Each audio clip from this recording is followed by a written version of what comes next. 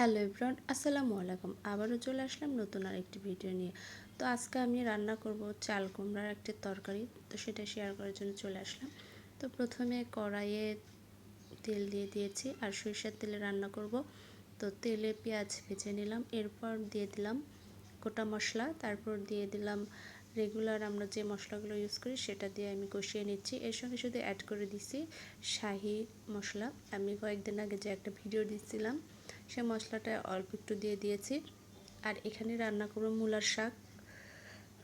তো মূলার শাক প্রথমে বেছে নিয়ে ধুয়ে তারপর কেটে নিয়ে আমি কড়াইয়ে বসিয়ে দিয়েছি, ভাপ দিয়ে নিচ্ছি প্রথমে। আর এদিকে আমার মশলা কষানো হয়ে গেলে মশলার মধ্যে অ্যাড করে দিয়েছি মাংস। আমি খাসির মাংসতে রান্না করব চাল কুমড়া। আর এদিকে আমার শাকটা কিন্তু অনেকটা কমে এসেছে আর শাক থেকে অনেক পানি বের হয়েছে।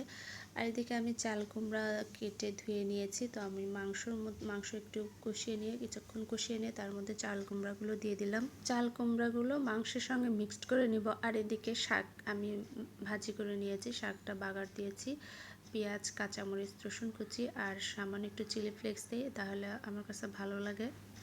শাকটা আমার রান্না হয়ে গেছে। আর এদিকে আমার চাল কুমড়াটা কিন্তু মাংসের সঙ্গে মিক্সড হয়ে অনেকটাই পানি বের হয়েছে। এতে কিন্তু আমি এক্সট্রা কোনো পানি ইউজ করিনি, চাল কুমড়া থেকে অনেক পরিমাণে পানি বের হয়ে গেছে। আর এখানে চাল কুমড়াটা সিদ্ধ হয়ে যাবে। তো আমি মাঝে মধ্যে চাল কুমড়াটা নেড়ে দিচ্ছিলাম। আর এদিকে আমি কিন্তু পানি বসিয়ে দিয়েছি, গরম পানি। আমি চাল কুমড়ার তরকারিতে গরম পানি দিয়ে দিব। তো এখানে আমার চাল কুমড়া থেকে পানিটা অনেকটাই কমে গেছে, আর একটু পানি আছে, এই পানিগুলো আমি শুকিয়ে নিব। এটা মাঝে মধ্যে একটু নেড়ে দিতে হবে যেন তলানিতে না লেগে যায়। তো এখন কিন্তু আমি গরম পানিগুলো অ্যাড করে দিচ্ছি। আর পানির পরিমাণটা একটু বেশি দিয়ে দিলাম, কারণ আমি এখানে কোনো পানি অ্যাড করি নাই, তার জন্য পানি একটু বেশি দিয়ে দিয়েছি।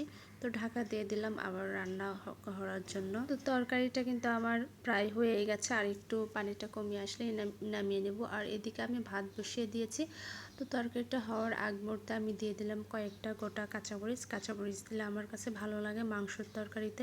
আমি মাংসের তরকারিতে রান্নার শেষের দিকে কাঁচামরিচ দিয়ে দিই, এর ফ্লেভারটা আমার কাছে অনেক ভালো লাগে। তো রান্নাটা কিন্তু এখন শেষ। রান্না শেষ হওয়ার পরে আমি দিয়ে দিলাম ভাজা মশলার গুঁড়া। তরকারিটা কিন্তু অনেক মজা হয়েছিল, আমার হাজব্যান্ডও বলছিল ওর নাকি অনেক ভালো লাগছিল, আমার কাছেও ভালো লাগছিল। তো এই যে আমার শাক ভাজির ফাইনাল লুক, আর এই যে তরকারি আমি একটা বাটিতে উঠিয়ে নিয়েছি। আর আমার চাল কুমড়ার তরকারিটা আপনাদের কাছে কেমন লাগলো সবাই কমেন্টস করে জানাবেন। ভিডিওটি ভালো লাগলে লাইক, কমেন্ট অ্যান্ড শেয়ার করে দিবেন। তো রান্নার শেষে সেদিন কিন্তু কারেন্ট চলে যাবে বলছিল, তো আমি 11:30টার মধ্যে রান্না শেষ করে নিয়েছিলাম। তারপর আমি এখানে একটু কফি, বিস্কিট এবং কলা খাচ্ছিলাম। দারোয়ান বলে দিয়েছিল যে কারেন্ট থাকবে না, তাই সকালবেলা একটু রান্নার কাজটা সেরে নিলাম। তো সবাইকে বিদায় জানাচ্ছি, সবাই ভালো থাকবেন, সুস্থ থাকবেন।